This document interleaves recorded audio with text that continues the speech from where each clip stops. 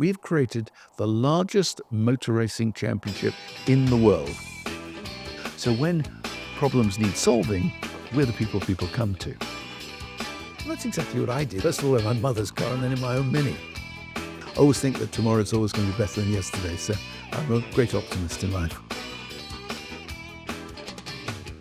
Hello, welcome to Vintage Velocity, the podcast from the Vintage Sports Car Club. I'm Laura Plattman, and today I'm here with David Richards. Hello. Good afternoon.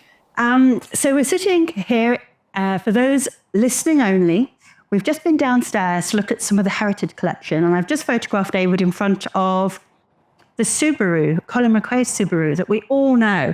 I've always known it as 555, but actually it's got a real car name, which is... It's the Impreza, but it was the Impreza 555. We named it after the sponsor.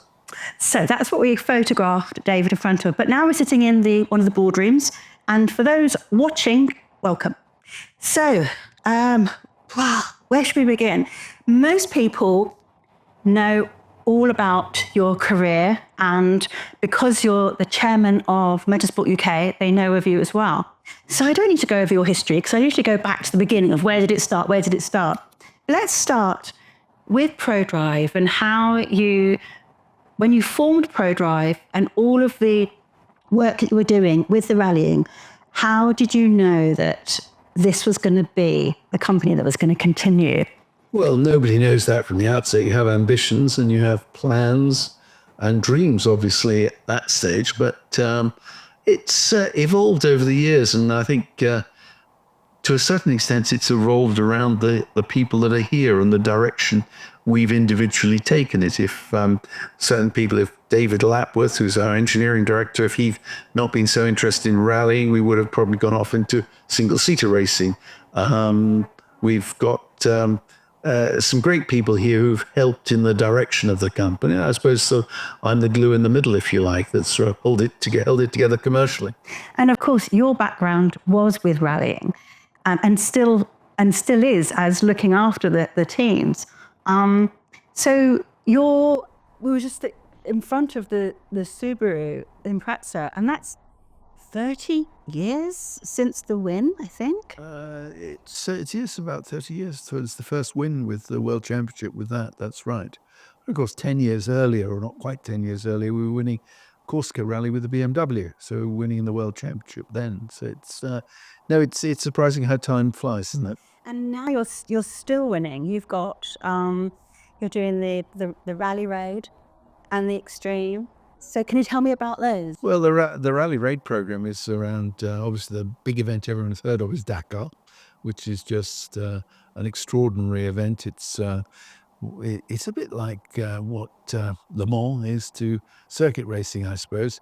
I've always described it as the sort of the Everest of motorsport, because it is just so demanding. It goes on for 2 weeks in the desert. These days, no longer goes Paris to Dakar, which was historically where it started off life, and then it went to South America. Now it takes place solely in Saudi Arabia, which is an enormous country with lots of challenges to it. And down in the empty quarter in the sand dunes, there is a very demanding, both temperature-wise and navigation and everything you can throw at it.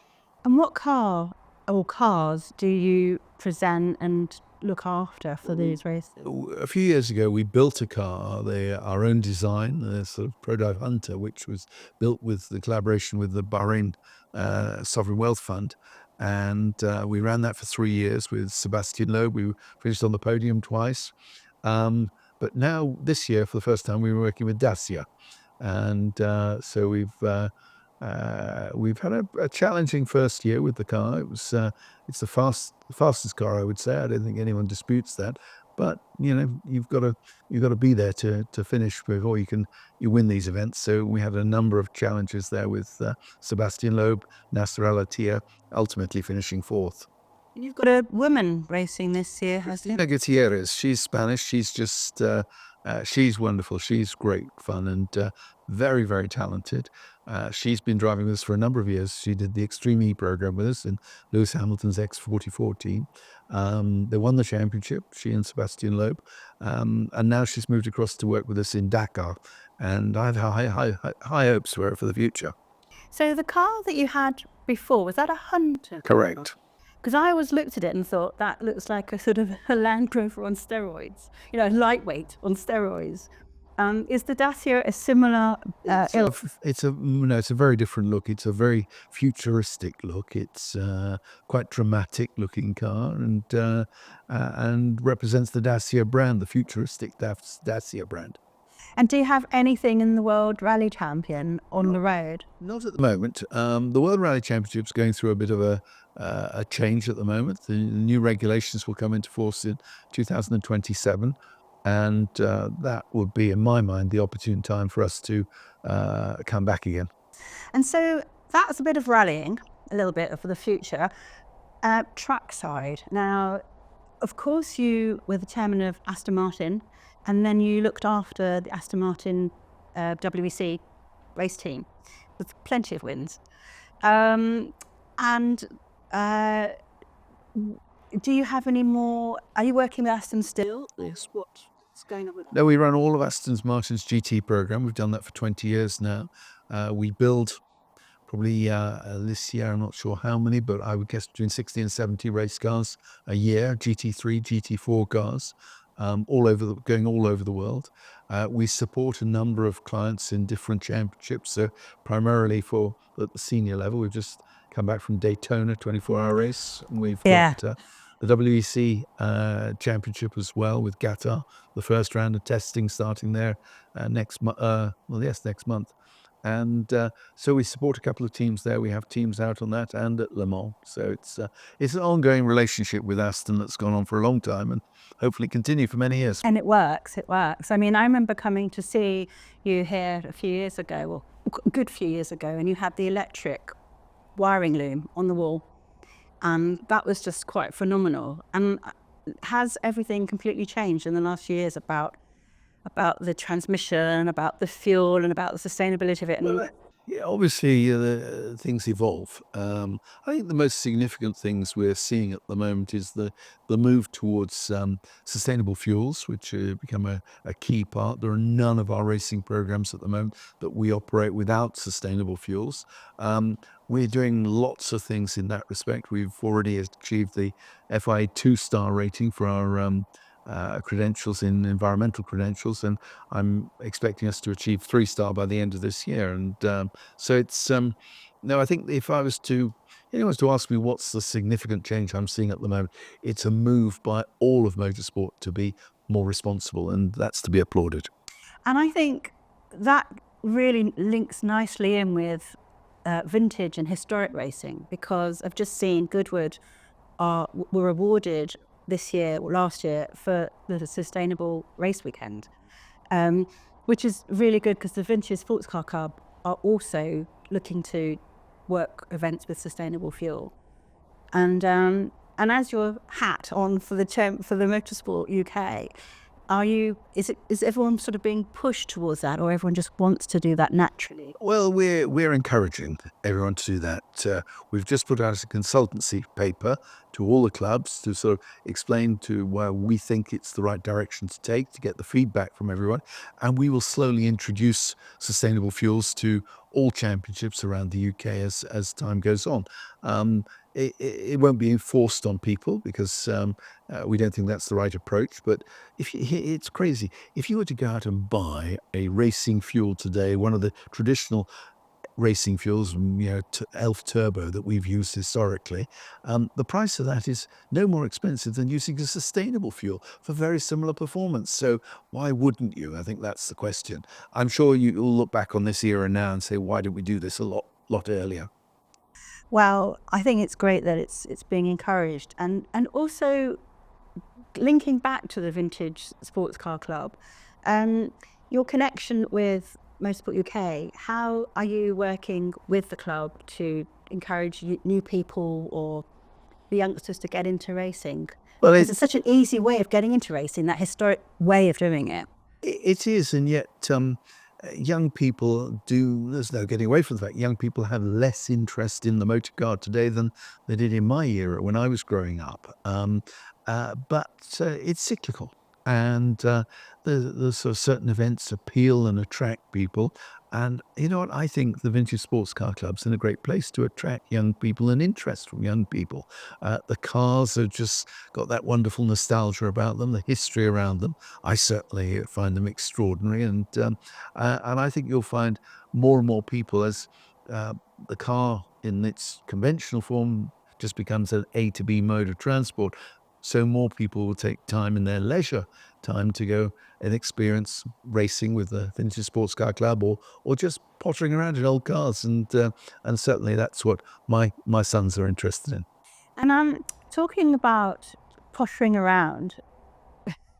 The Peking to Paris isn't really pottering around, but it's sort of pottering around because it's not on a series, it's just a race on its own. But it's been going since 1904, I think. I can't remember. It's very old, long time. Something like that.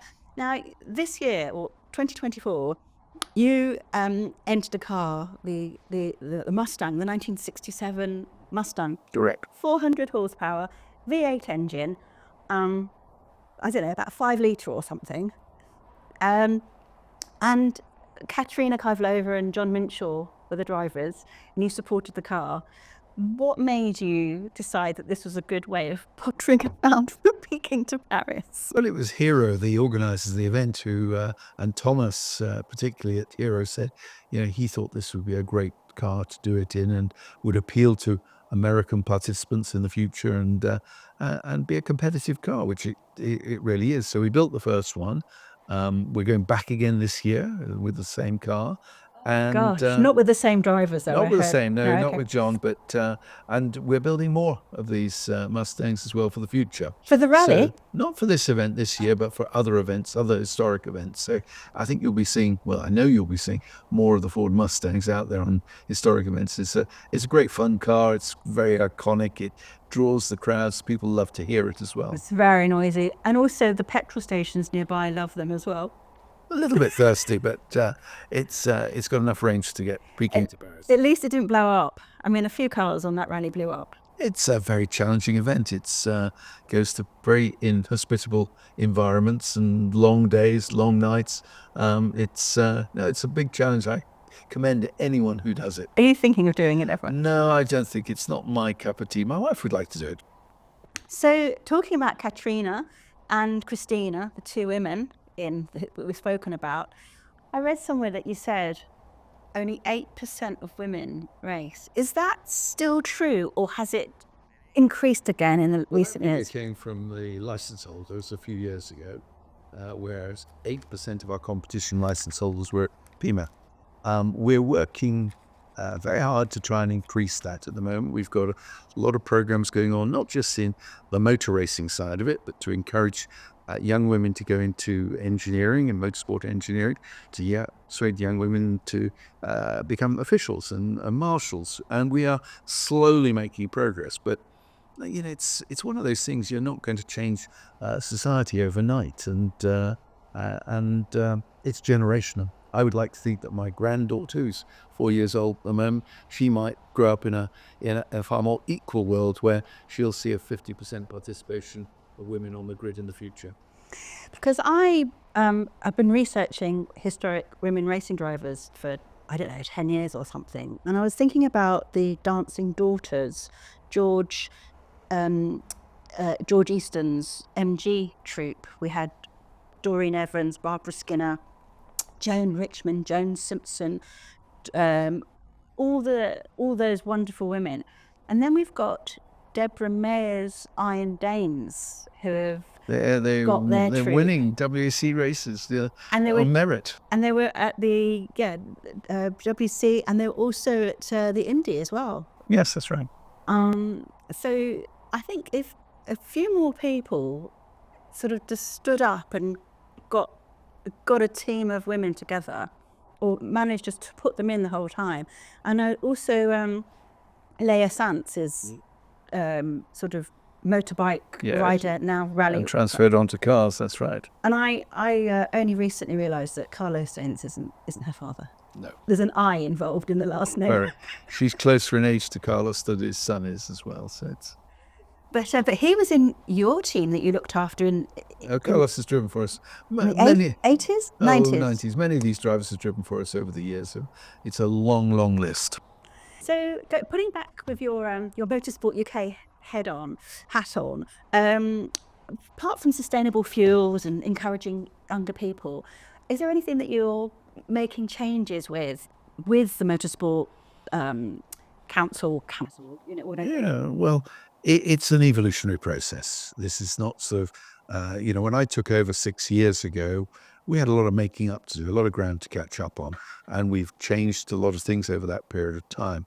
And now everyone assumes that I spend most of my time sort of organising, also getting involved in the British Grand Prix or all the World Championship events coming to UK. The reality is, our priority as a governing body is to the grassroots of the motorsport. It's actually accessibility to motorsport. It's getting more people involved, because without that, the base of the pyramid, without people actually having the opportunity to participate at local club level, as I fortunately did when I was 17 years old, you don't get the Lewis Hamiltons or the world champions and the Colin McRae's at the top of the pyramid. So I believe fundamentally that's what we've got to do. We've got to work on the clubs. We've got a great body of clubs. There's 700 clubs around the country, all with young participants, and we need to have those events. And we've introduced a lot of initiatives in there as well.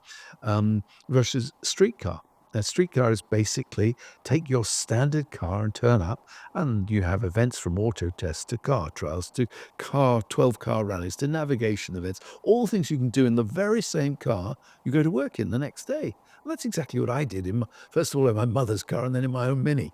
And then in karting, everybody has assumed in karting, well, karting is the sort of the bedrock of where all the young racing drivers come from.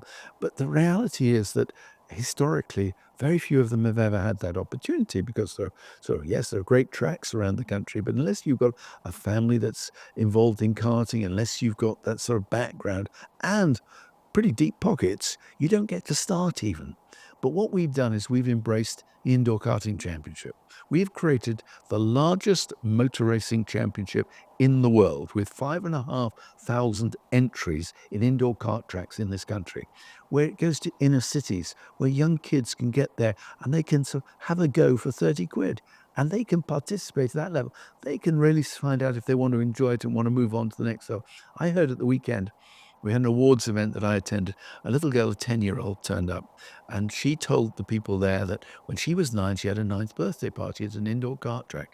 She loved it so Oh my much. God. She loved it so much, she persuaded her parents to come on. I want to have more goes at this. And she's now going on to doing proper karting.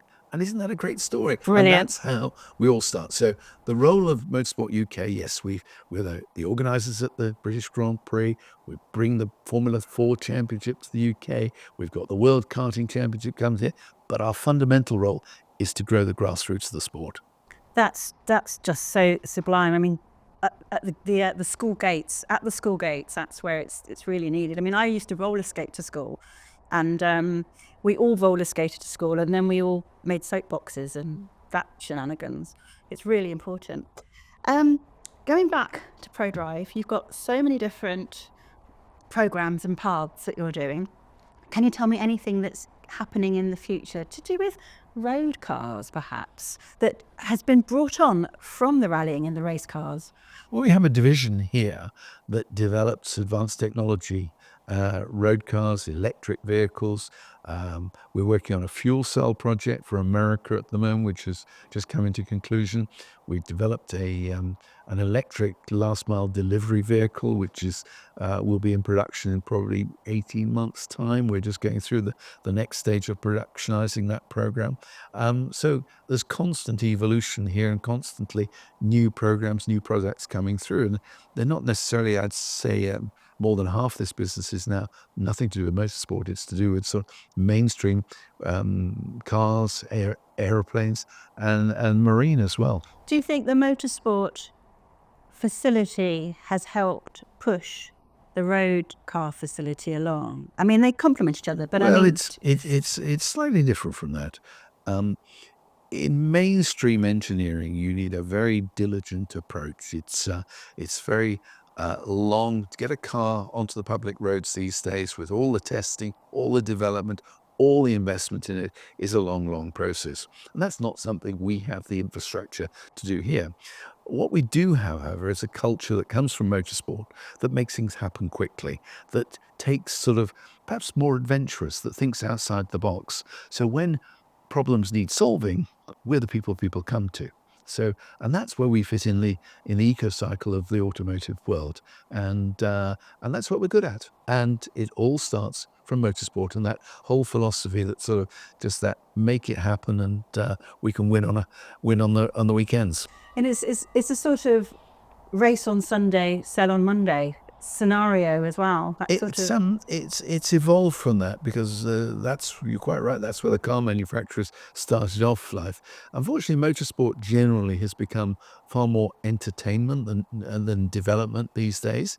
There's not the creativity in the sport that there historically was, because it's designed to be an entertainment, and both on people to go watch at circuits or watch on television. So to do that, you need equality of the cars, and people are more interested in the competitors, the drivers these days, than they are in the technology. But by the by, it's still a great tool for marketing for car manufacturers. I mean, the pioneering aspect of motorsports sort of stopped quite a while ago in that full sense, and it's now just so hidden and secret, and you can't see the developments that are happening. And the developments aren't big tangible developments; they're minutiae.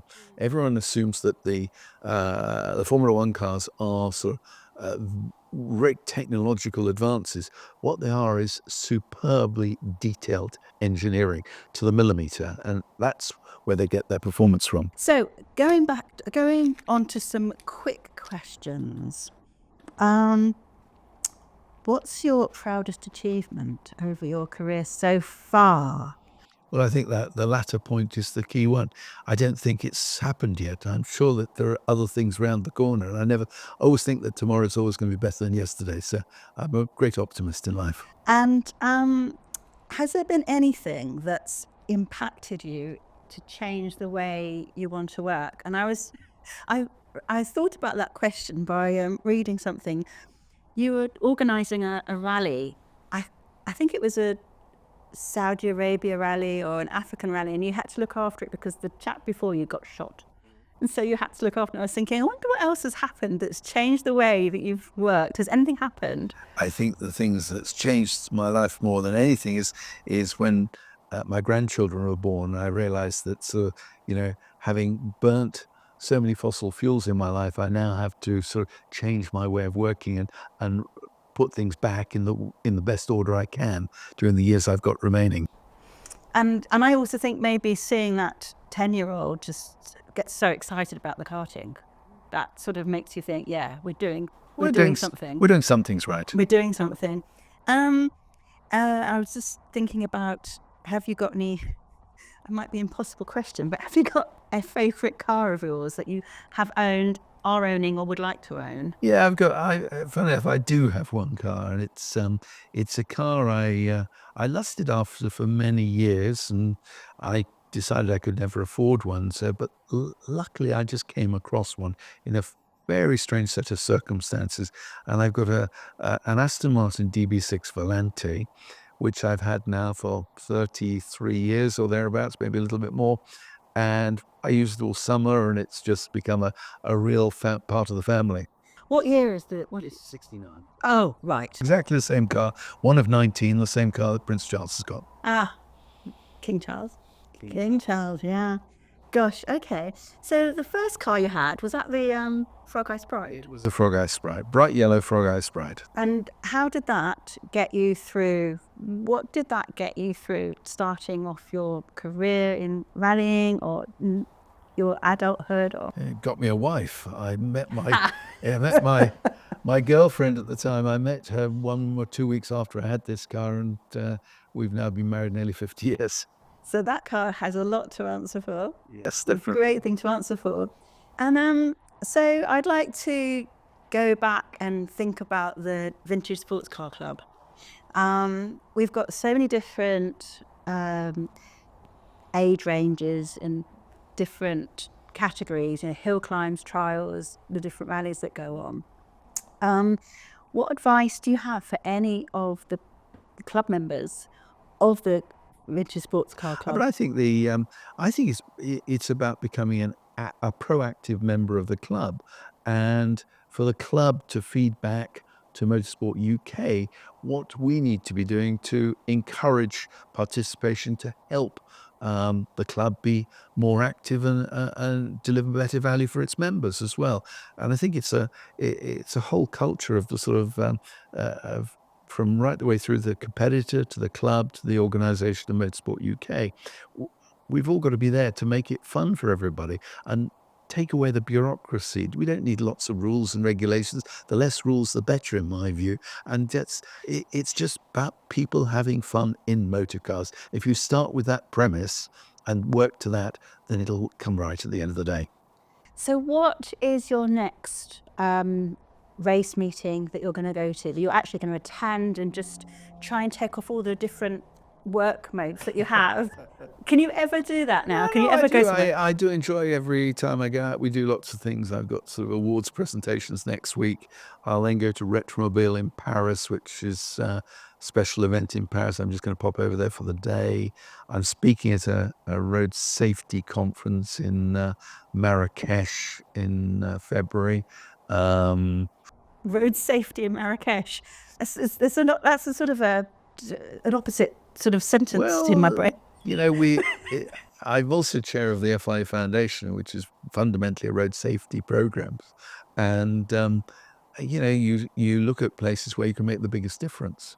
And Africa is somewhere where we've made wonderful progress across Europe, across Western Europe and America in road safety, from the cars to the roads themselves. But that's not reflected in what's going on in Africa at the moment. So we have a lot of work to do there. And so, do you run a classic car rally down in Cornwall? We have a small classic car rally. One of the local couple run the event, and lots of people come down and stay with us down there. When is that? It's in May. It's the bank holiday week of I'm May. coming. Okay. It's just a small... On camera. It's a small event. It's very tiny. It's normally about 20 cars, 25 cars maybe. I've had lots of friends come down there. Sterling Moss has been there, Damon Hill's been there, Stewart family have been down there. So it's and we always just try and invite friends down. Ron Dennis came last year, so it's good fun. I'm going to gate crash. I'm coming. So is there anything else you'd like to tell me that I haven't asked you? Because I've asked you little bits and pieces, scattered around. Well, what's my next event in the Vintage Sports Car Club? What is your next event in the Vintage Sports Car Club? You organise the Pomeroy Trophy, don't you? We do organise that. I love doing that event, but it always clashes. That's that trip out to Marrakesh I was telling you, because we always try and find some weird and wonderful car to enter in it, which I quite enjoy. It's always the first event of the year, and it's sort of spring's on the way, and it's normally pretty cold and miserable at Silverstone, but never mind. I thoroughly enjoy that. I wish I was going to be there this year. And then I did the Land's End trial last year as well, so it's another one I sort of quite... So it'll still keep me busy when I'm still active. Well, I look forward to seeing you on any of the events or any of the... I mean, last time I think I saw you was at Le Mans, probably, in the garage. I was working with Ware and sort of showing the garage around, and it was just incredible. So thank you so much for having me today. Delighted. And thank you everyone for listening and watching, and I hope you enjoyed it, really. Thank you so much. Thank you.